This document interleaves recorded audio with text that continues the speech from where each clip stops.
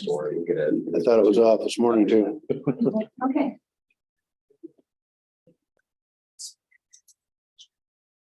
Okay, it's 1 o'clock. I'm going to call the May 16th Board of Commissioner meeting to order. We'll have the prayer from Commissioner Heberlein and the pledge from myself. Heavenly Father, we thank you for this beautiful day. We thank you for the spring weather. We thank you, Lord, for the freedoms that we have here in the United States and in our community to join together and have our meetings in the open, Lord. And we just pray that as we make decisions today, you would guide and direct each one of us. And Lord, we also pray for our farmers in our thumb area and around the state, Lord, that it's during this planting season. We ask that you give them safety. We ask that you watch over them. We ask these things in your precious name. Amen. Amen. I pledge allegiance to the flag of the United States of America and to the republic for which it stands, one nation, under God, indivisible, with liberty and justice for all.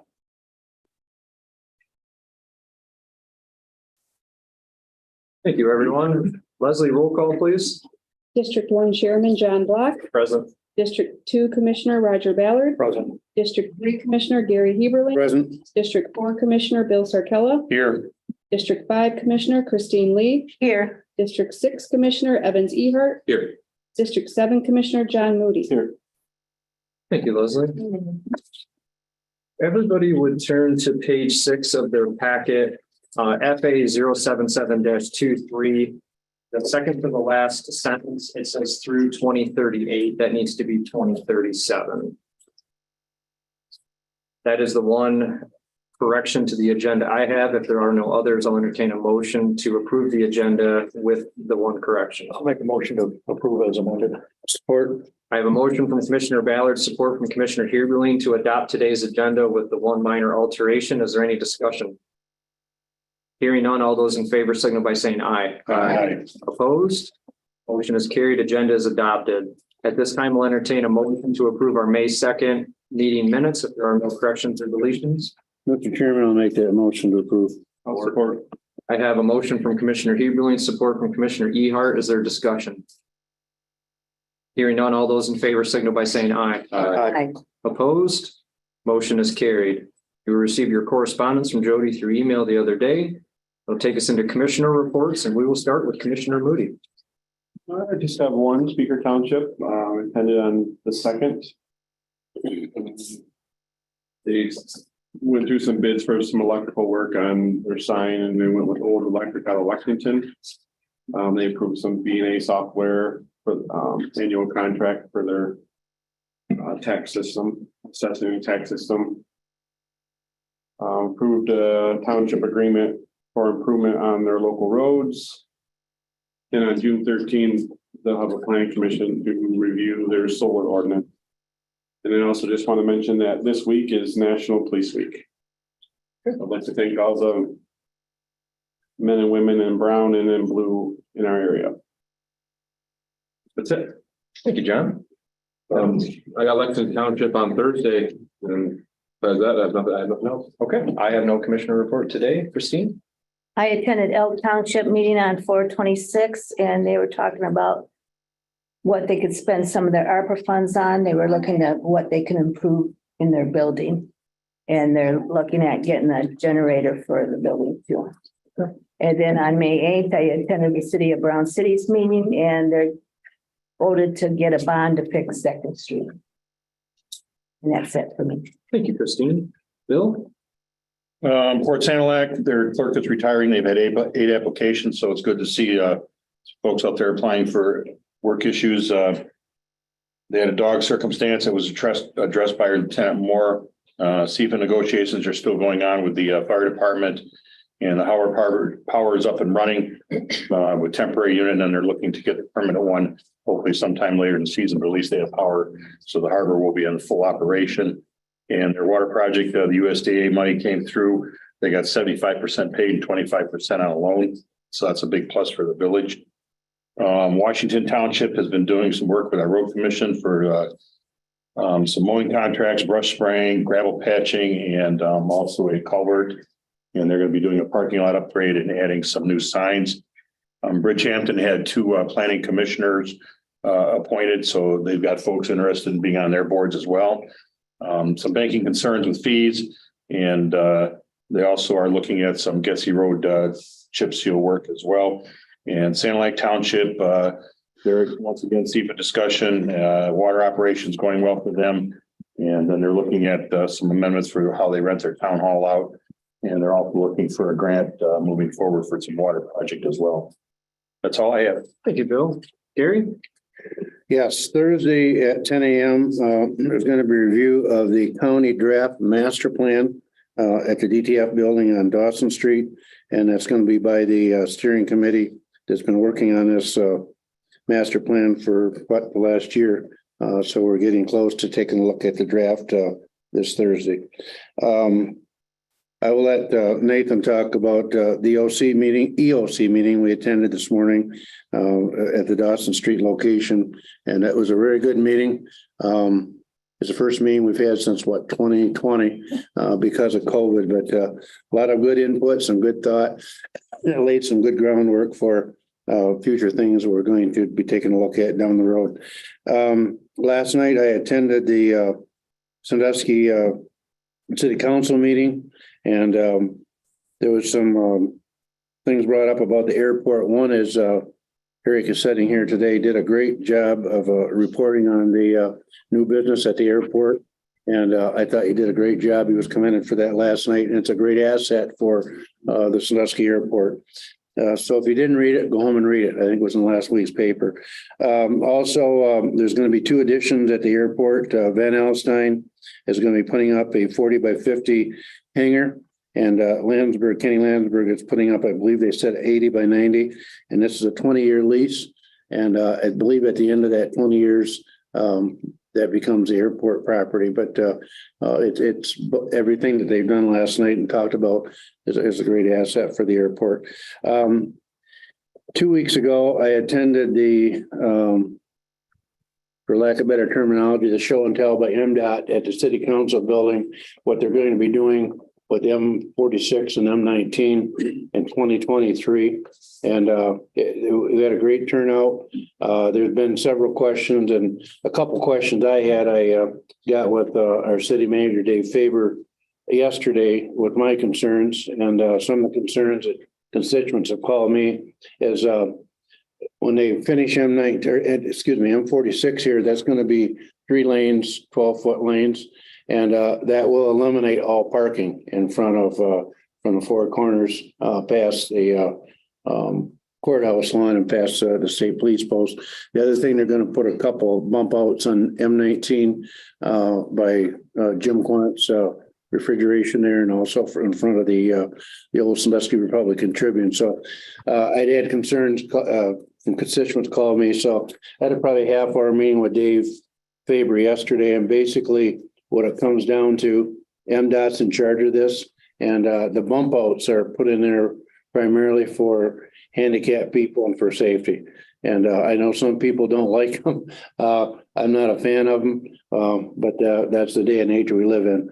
As far as the parking here, I was hoping I could have something to say to Dave, but it comes back again. That's an MDOT regulation, and I guess that's what we're going to have to live with.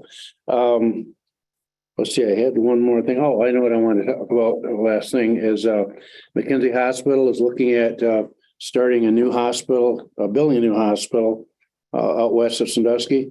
And at 3:00 this afternoon at the Old Maple Valley School, they're having a mock-up of what some of the hospital rooms will look like and how they're laid out. And then at 6:00 tonight, they're having a presentation, a question and answer time at 6:00 at Countryside Free Methodist Church, put on by Steve Barnett and his staff, telling us about the new hospital and what it's going to look like, the footprint, et cetera, et cetera. So if you can attend that, and it's free, and I think you get a free bottle of water. But it's good to know what's going on in your communities. Thank you. Thanks, Gary. Roger? May 4th, I attended the Argyle Township meeting. They approved an agreement with the Sand Lake County Road Commission for some work on Bull Green Road. The supervisor and trustee did an inventory of roads that require work, and they came up with about 6 miles worth in total. So they'll probably pare that down a little bit from that. They approved their 2023-24 budget. They also approved some, 2, I believe, culvert replacements. Also, agreements with the road commission. And they are spending some of their ARPA funds on a standby generator for the township hall. Then last night I attended Lamont Township.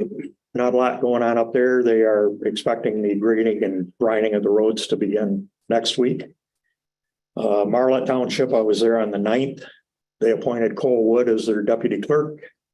Approved the purchase of a new roadside sign for the airport and the township hall. And heard reports from the zoning administrator and the airport manager and fire authority. And that's about it. Thanks, Roger. Appreciate everyone's commissioner reports. Nathan, your administrator report, please. Thank you. To elaborate on Gary's comment, the Emergency Preparedness Task Force met this morning. Is my first time being a part of this because obviously they met 3 years ago. I was not here at that time. Went over various, I guess, potential emergency situations and talked about potential training options. So it would go into planning, training, education for employees at those places. We talked about schools. We talked about public buildings. And I think some of the discussions were very good, and we're going to plan on meeting quarterly moving forward. So yesterday, I think I told you guys I was working on getting a mission statement for the county, and I had a couple volunteers, a couple employees who volunteered to assist with the development of that. So we had a meeting yesterday, started putting together ideas. My plan is to spend some time, get something put together,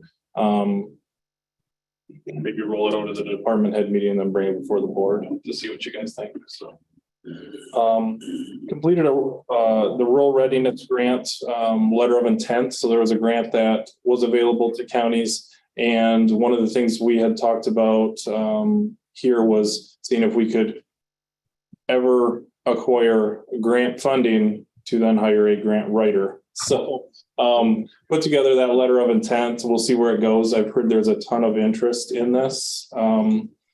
And there's limited funding, so we'll see, but they received the grant request and we'll I do, but I'll stop with my truck when I gotta run down the Dorsey house for.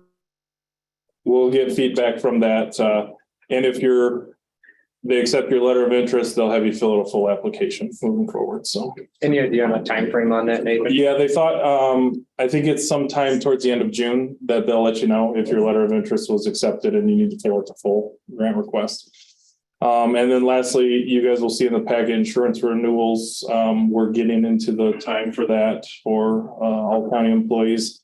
It was a very difficult thing going through this year. We spent a ton of time because the price of insurance is going up, and then we had what I would say is a tough year with claims. So they were proposing based on what occurred and the increases, I think I would say substantial increases. We worked with them, had a lot of meetings, trying to put some things in place to mitigate costs moving forward. And we'll kind of see how some of these efforts will work. So okay, that's all I have. Any questions for Nathan? Thank you for your report, Nathan.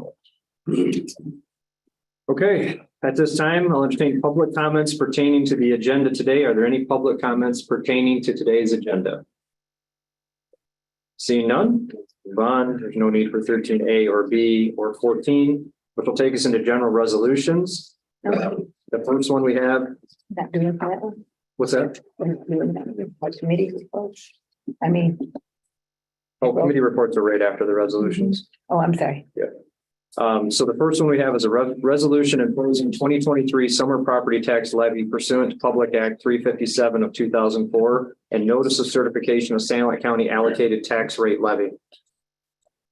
Whereas St. Lake County is authorized under the General Property Tax Act, Public Act 206 of 1893, as amended to levy and collect county allocated property taxes. And whereas the General Property Tax Act has been amended by the Public Act 357 of 2004, being MCL 211.44A, to require all Michigan counties to impose a summer property tax levy.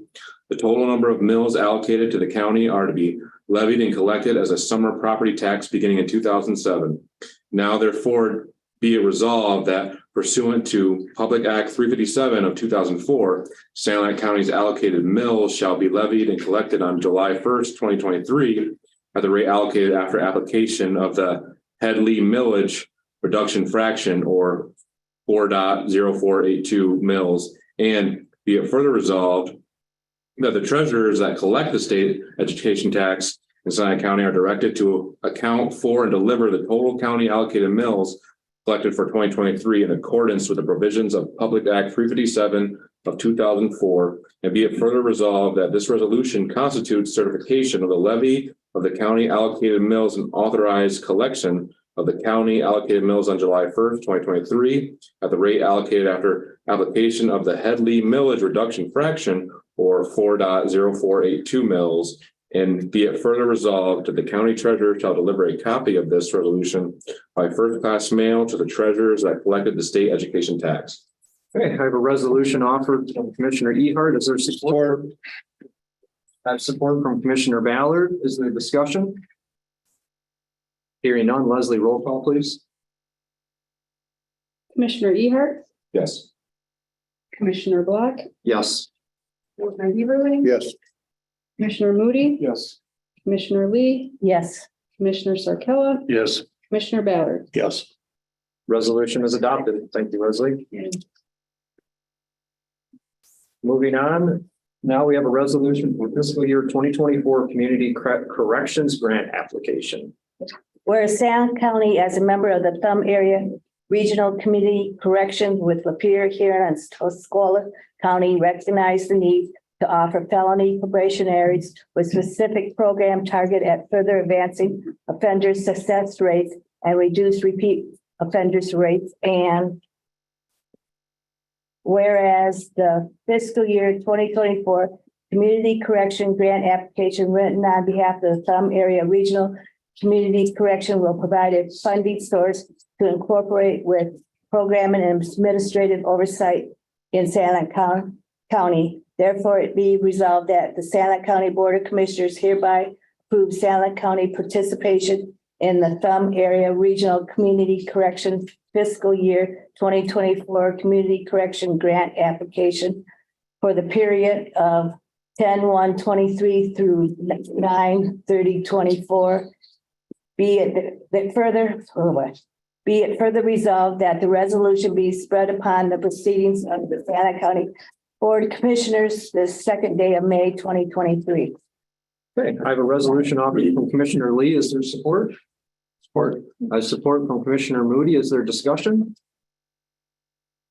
Do you want to explain this at all? I can real brief. Yeah, if there's questions, Dave is here to answer questions. Let's see, did you? It's the 16th. It's the second. Yeah.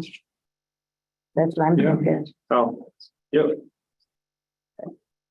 So real quick, it is basically a repeat of last year. We're offering the same programs. The only addition is we're going to attempt to start, if it's approved by the state, a pretrial service program in Lapeer. If we can get that up and going, what I would like to do, if the county's interested, is get a pretrial program going in all the other counties. There's been a move with bond reform. I'm sure everybody's heard that. The purpose of pretrial services is basically two things. One, they do an assessment, which is provided to the magistrate or the judge who's going to be setting the bond. That's in hopes of getting the bond set where it's supposed to be. The second part of it is making sure that the people who have been arraigned actually show up to court. Okay, I don't know if that's being tracked in Sanilac County. It's probably not. I was surprised to find out in Lapeer County it's not being tracked. It was difficult for me to get the numbers. There's a very large amount of people that at least don't show up one time with a felony, within the charge of the felony. So what that pretrial services does, you actually have a person keeping contact with the people who have been arraigned and are out on bond. Okay. That's phone calls, that's meetings, that's ensuring that they're doing their drug testing and they're aware of when their next court date is and they show up. And if they don't show up, that we, follow up with that, whether it's making law enforcement aware, making sure that after the 48-hour period, because things have changed, now you can't just do a bench warrant right away, that basically we're on top of this person, get them held accountable for not showing up for court. So as programming is paid for, pretrial service we paid for. So basically what we do would fund somebody, if Salem County wanted to do it, would fund that person's time. I hate to say strings, but obviously the state wants things done certain ways. And that's why I wanted to start it up here. I can make sure we can do it the way the state wants it, and then branch out to the other counties. So my hopes is by March of next year, have reached out to the counties. And if they want to participate, have a pretrial, is start going through the paces. And so when it's time to turn the grant in May, and then get you ready up and going for October 1st. But again, like I said, we got to start up here because I can't help other counties if I don't know what I'm doing myself. So that's the only change. The board did meet and we asked for the same amount for programming and then additional money for pretrial services. I don't know if the state's going to give it to us. If it doesn't give us a full amount we asked for, then when the board meets again, we'll figure out how we're going to move the money around according to the budget the state gave us. Any questions? State budget similar than what you've had in the past, as far as what they're giving you this time around. Well, I asked for, I didn't bring my paperwork up. I think it's about $40,000 more. I asked for 290 was what we got for this year. So I asked for about $40,000 more to run the pretrial services. So, and again, I'm gonna try to keep it narrow. I'm only gonna shoot for the felony offenders.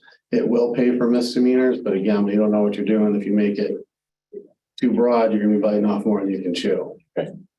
So, any other questions? Appreciate you being here, Dan. Thank you very much. Thank you. Is there any further discussion related to the 2024 Community Corrections Grant Application Resolution? Seeing none, Leslie, roll call vote, please. Commissioner Lee, Yes. Chairman Block, Yes. Commissioner Ballard, Yes. Commissioner Moody, Yes. Commissioner Heberly, Yes. Commissioner Ehart, Yes. Commissioner Sarcella. Yes. Resolution is adopted. Thank you, everyone. Okay, at this time, we'll move into committee reports and we will start with Commissioner Ballard.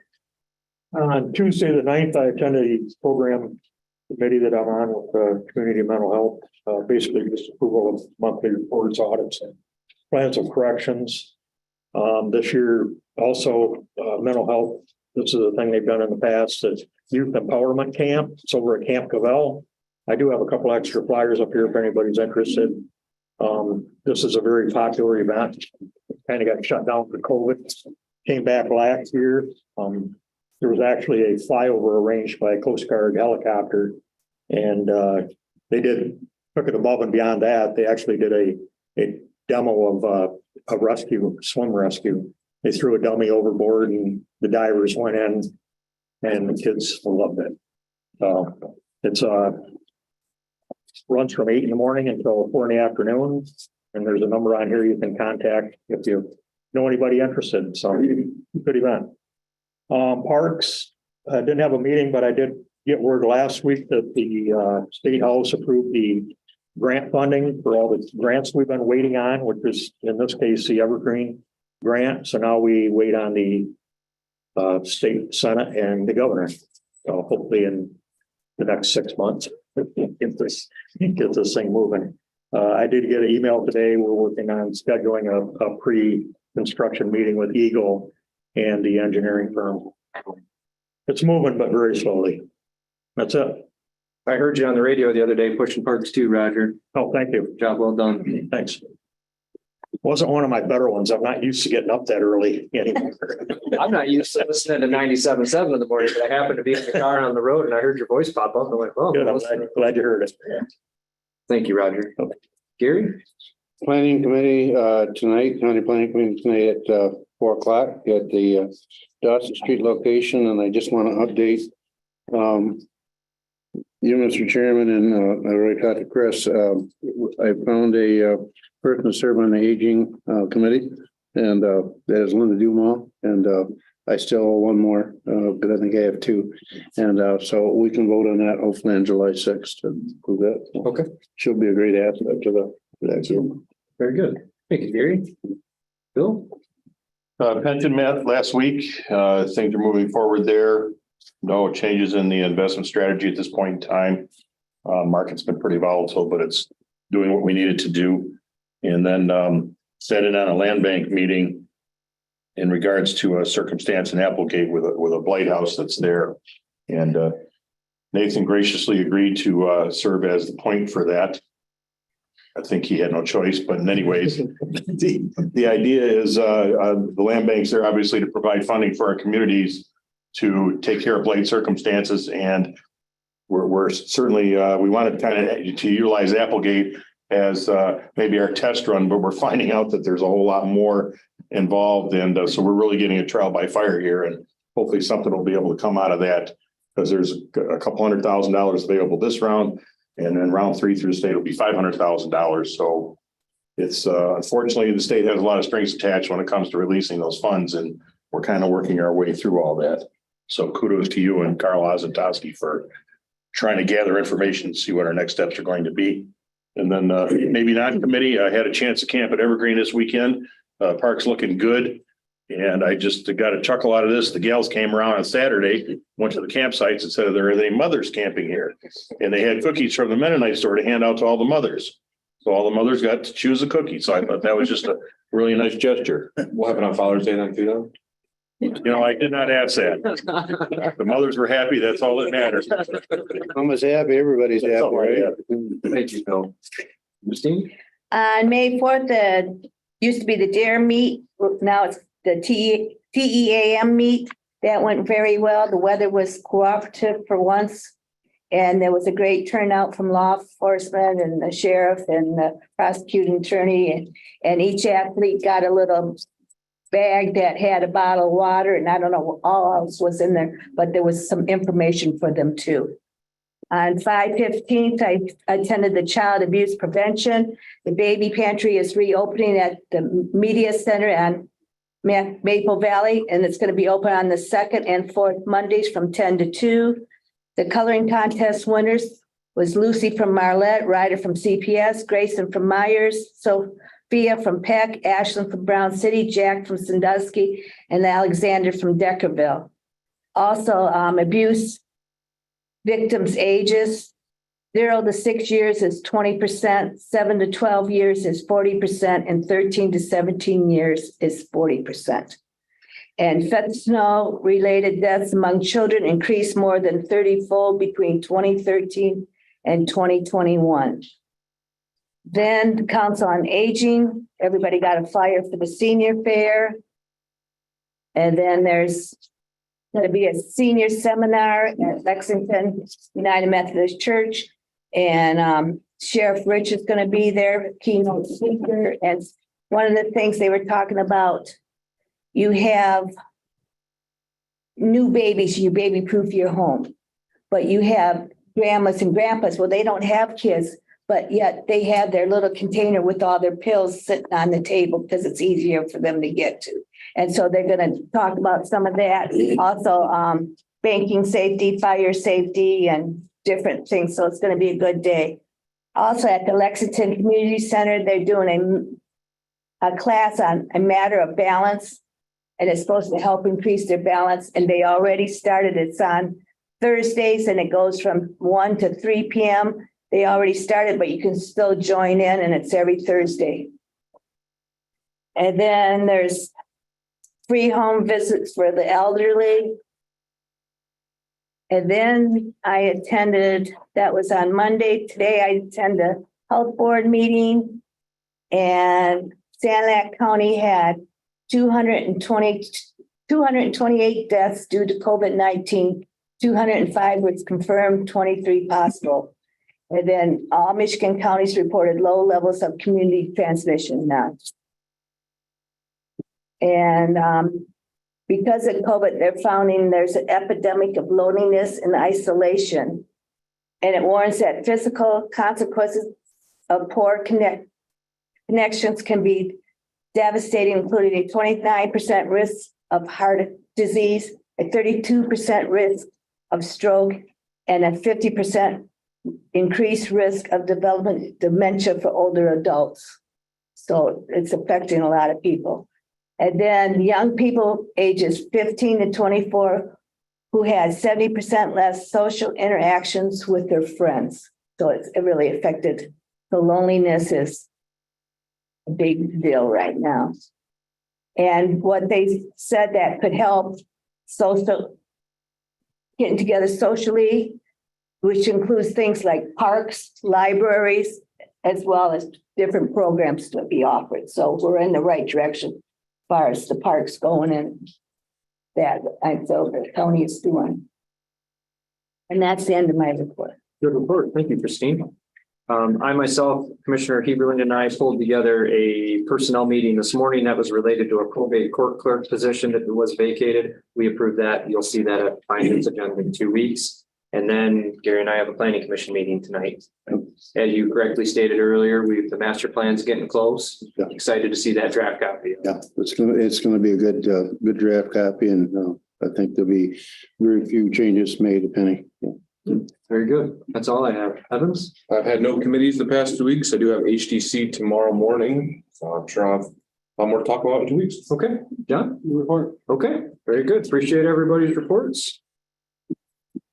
That will conclude committee reports. There is no unfinished business, so we will move directly into new business, and we will start with FA 141-22, authorization of storm trap sewer debris collection system. The Inland County Board of Commissioners hereby authorizes the purchase of the storm trap sewer debris collection system from Storm Trap LLC at a cost of $225,000 plus shipping of up to 3 storm trap modules for $15,000, excavation and installation for Brick Capital Excavating LLC at a cost not to exceed $18,000, and the inspections, measurements, and unforeseen costs of $4,000 for a total cost not to exceed $253,000 with funding from ARPA funds. We have a motion from Finance Chairman Sarkella. Is there support? Support from Commissioner Heberlin. Is there discussion? Hearing none, all in favor signal by saying aye. Aye. Opposed? Motion is carried. Moving on to FA 072-23, approval of 2023 current claims. St. Helens County Board of Commissioners hereby approves the payment of current claims for 2023 identified on the accounts payable report dated May 9th, 2023. For the general bank account in the amount of $217,143.74. Support. I have a motion from Finance Chairman Sarkella, support from Commissioner Ehart. Is there discussion? Hearing none, all in favor signal by saying aye. Aye. Opposed? Motion is carried. Moving on to FA 073-23, budget adoptions, amendments, appropriations, and transfers. St. Helens County Board of Commissioners hereby approves the following amendments and establishes of the following accounts as listed. I have support from Finance Chairman Sarkella. Is there support? Support. I have support from Commissioner Lee. Is there discussion? Hearing none, all those in favor signal by saying aye. Aye. Opposed? Motion is carried. Moving on to FA 074-23, approval of additional general fund bank account checks charged to April 2023.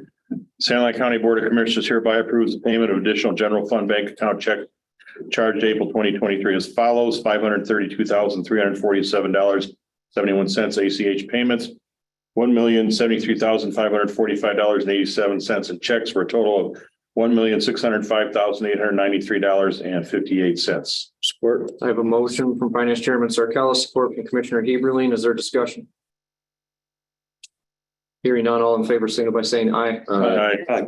Opposed? Motion is carried. Moving on to FA 075-23, approval of mobile app 4-year agreement, Sheriff's Office. St. Helens County Board of Commissioners hereby approves a 4-year agreement between OCV LLC and the St. Helens County Sheriff's Office for the purpose of providing an app with a custom design tailored to meet the needs of the Sheriff's Office and community at a cost not to exceed $36,828 with funding from the Inmate Commissary Fund. Support. Motion from Commissioner Sarkella, support from Commissioner Ehart. Is there discussion? Hearing none, all those in favor signal by saying aye. Aye. Opposed?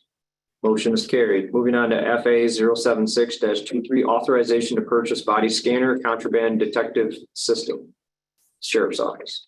Sanilac County Board of Commissioners hereby authorizes OD Security North America the bid for the purpose of purchasing a body scanner contraband detection system at a cost not to exceed $130,000 plus an additional annual cost to extend the warranty of $8,750 each year after 5 years with funding from the inmate commissary fund. Further, the sheriff's office will seek grant funding from MMRMA, which would reimburse 1/3 of the purchase price in an amount of $43,333. Support.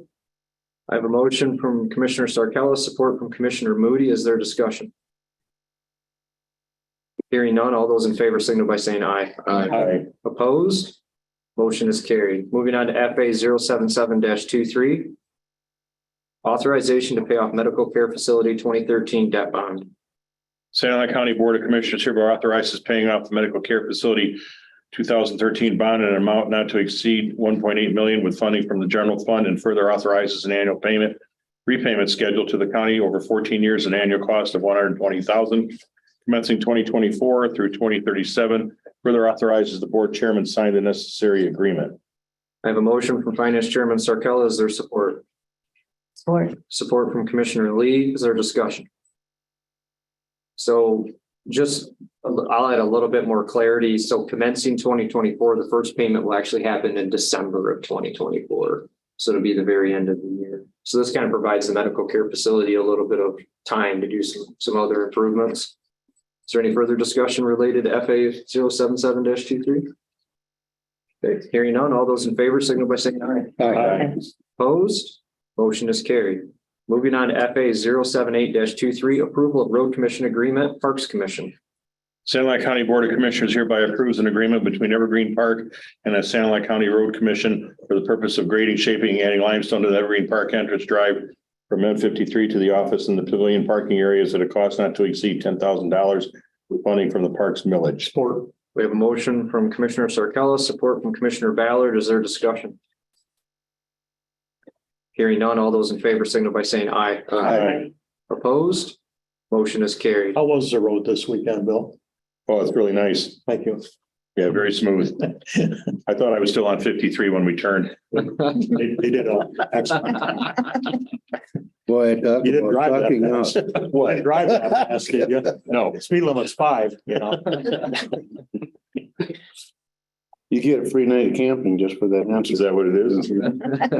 Good. Wrong answer. All right, moving on to FA 079-23, approval of project authorization, Sanilac Transportation. Sanilac County Board of Commissioners hereby approves the FY 2017, FY 2018, and FY 2020 Section 5339 buses and bus facilities formula program and further authorizes the board chairman sign the necessary document. Support. I have a motion from Commissioner Sarcella, supported by Commissioner Lee. Is there discussion?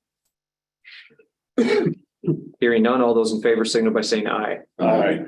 Opposed? Motion is carried. Moving on to FA 080-23, authorization to post and fill census worker, animal control.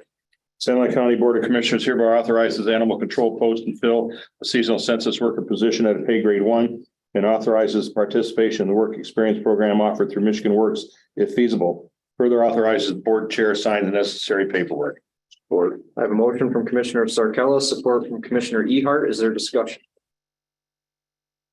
Hearing none, all those in favor signal by saying aye. Aye. Opposed? Motion is carried. Moving on to NFA 006-23, authorization of health, dental, and vision recommendation. Sanilac County Board of Commissioners hereby authorizes offering effective July 1st, 2023 through self-funded Cofinity First Health plans through Meridian Health for active employees and non-Medicare eligible retirees. POS 2, you want me to read all those or? That's up to you, Bill. Further authorizes effective July 1st, 2023 revised employee premium contributions in compliance with the hard cap limits set by the Michigan Department of Treasury. And further authorizes effective July 1st, 2023 a self-funded dental plan through Delta Dental for coverage period of July 1st, 2023 through June 30th, 2024. Okay, I have a motion from Finance Chairman Sarcella. Is there support? Support. I have support from Commissioner Ballard. Is there discussion? Hearing none, all those in favor signal by saying aye. Aye. Opposed? Motion is carried.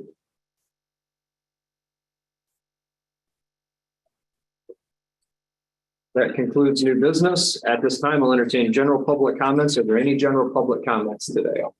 Okay, if you would please come up to the podium and tell the clerk your name. My name is Denise Jones. I live in Sand County. I'm from Brown City, actually. I just wanted to bring to your attention that you might not be aware of. A lot of people don't know about this. The World in Detroit, August 19th, 2021, the World Economic Forum today announced plans to establish a new global center in the Urban Transformation Headquarters in Detroit. The center seeks to increase public-private collaboration between cities and advance more inclusive and sustainable models for urban development. Around the globe, cities are facing unprecedented challenges from COVID-19 to climate change, exposing deep systematic inequities, said Jeff Mayer, head of Urban Transportation World Economic Forum. The thing is that Whitmer and the governor invited them into our country, our state, and what they're doing, they're building these smart cities. And I don't know, have any of you guys heard of smart cities or 15-minute cities? Well, what they're doing is they're going off of China's model. And if you look at China right now, they're putting QR scan codes on people's phones and either retinal scans. They want to enter for cities. They want to bring everything together with the transportation, with the hospital systems, and do all AI and have everything connected to the cloud. Well, even in the World Economic Forum website, they said what they're really worried about is hackers getting in, and your water system, your sewer systems, your hospital systems can all be shut down. So that's a big, big thing. And what they're doing, this is going on right now. They're doing it in Toronto. They're doing it in England. There's the UK president, the UK, where did I put her name? Anderson. She is warning people right now about these about these smart cities, what they're trying to do. And what in China, it's not one of these papers, I can get it to you.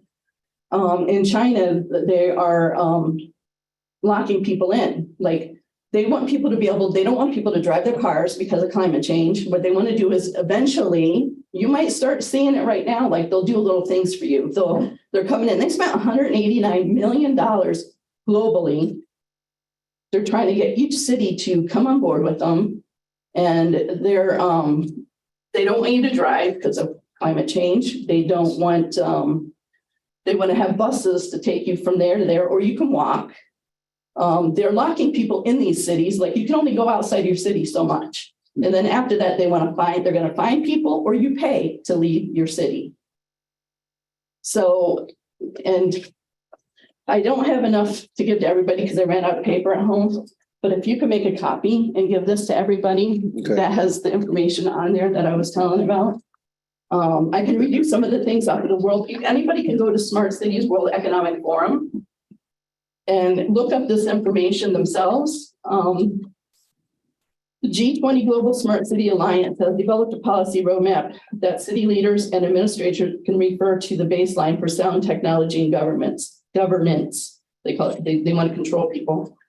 The ambition of the United Nations, and they're involved in it too. Sustainable Development Goal 11 is to make cities in human settlements, they call it. So they're going to be putting people in settlements. They want to make them safe, resilient, and sustainable.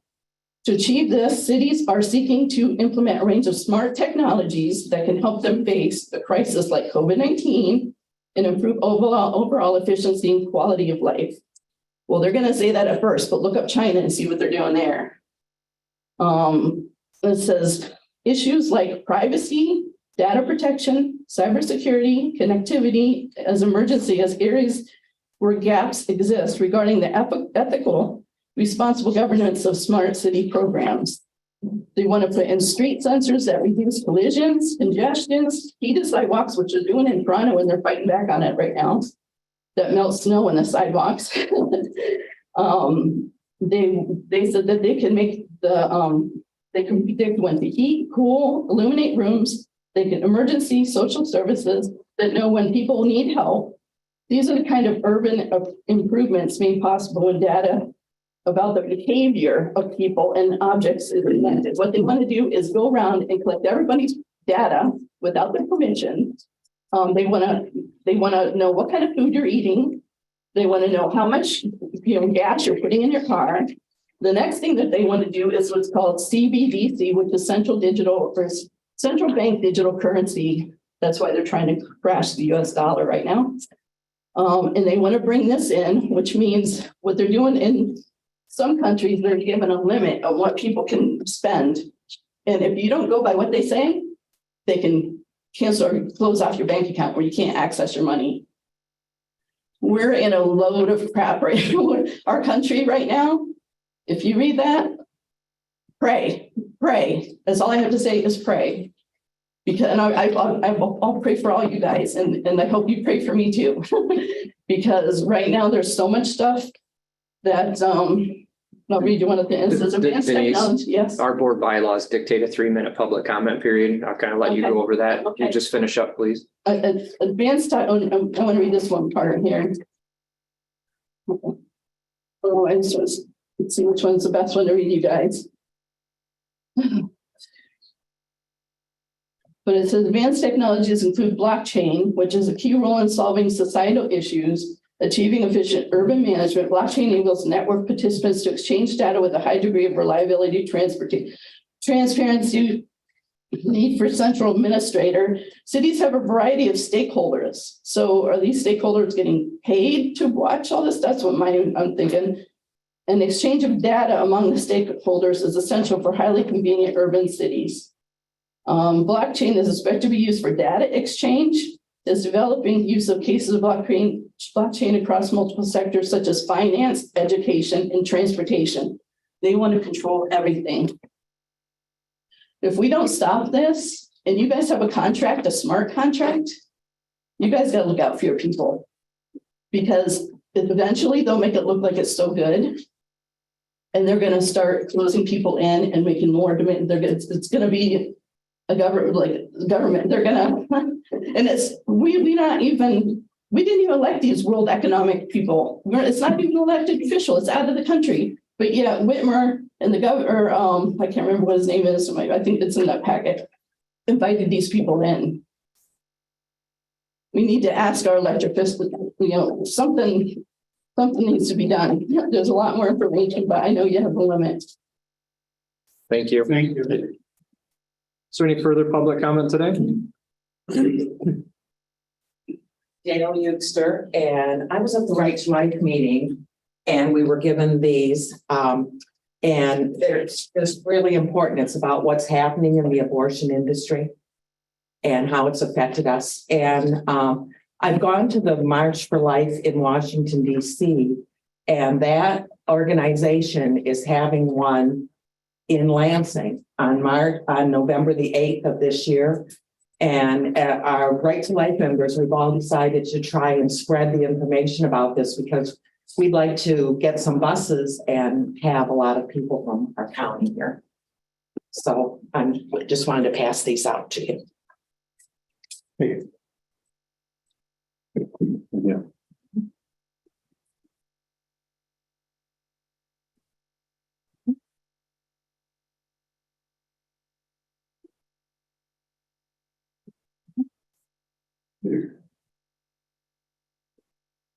Thank you.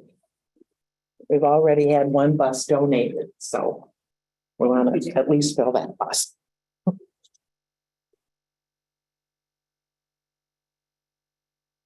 Thank you.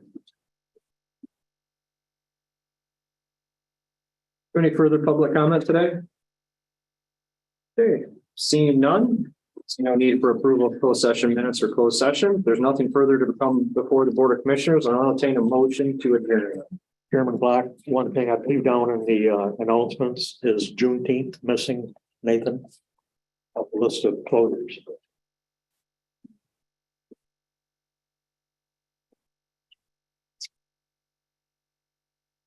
You're talking about at the bottom of the agenda? Yeah.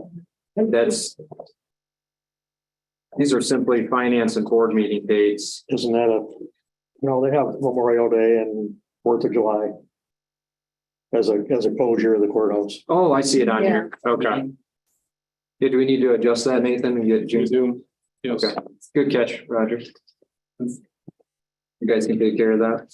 And Okay. All right, anything further? Hearing none, I'll entertain a motion to adjourn. Move to adjourn. I have a motion from Commissioner Ballard. Was that support, Gary? Yep. Okay, support from Commissioner Heberlin. Is there discussion? Hearing none, all those in favor, signify by saying aye. Opposed? We are adjourned at 1:49.